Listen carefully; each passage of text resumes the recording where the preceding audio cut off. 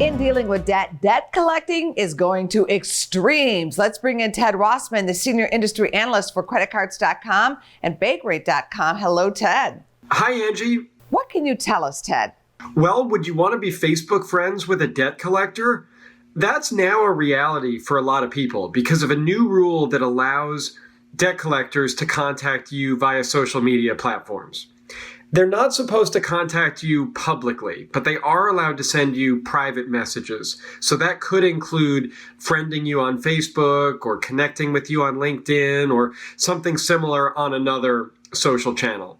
And this is really upsetting a lot of people because they feel like it's a violation of privacy. Who is actually for this idea? The financial industry, on the other hand, is largely in support of this, feeling like laws that were written in the 1970s really no longer apply. They didn't cover modern forms of communication. So they feel like they should be able to contact people through these newer contact methods. What else is new?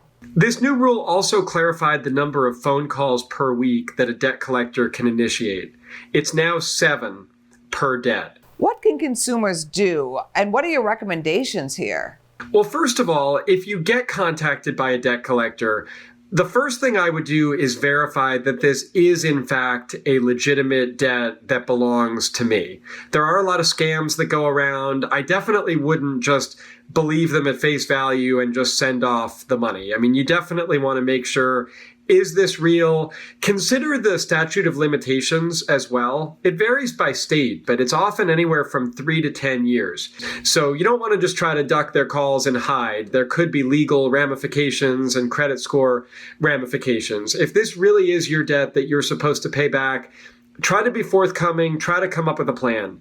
Sometimes they can negotiate with you. Maybe that involves a multi-year payback cycle. Maybe you can get a lower interest rate. Maybe they'll even reduce some of what you owe. Or if all else fails, maybe you can at least come up with a plan. That could involve a nonprofit credit counselor, or, it could involve a personal loan, perhaps, or something that you do to really come up with a plan. So how much do you owe? How quickly can you afford to pay it back? Could you maybe take out a side hustle? Can you sell some stuff you don't need? Could you cut your expenses?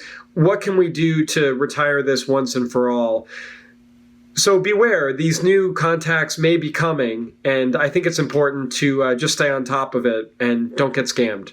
Never good to get scammed. Thanks so much, Ted. Thanks for having me. Go to businessfirstam.com for where to see our show on TV.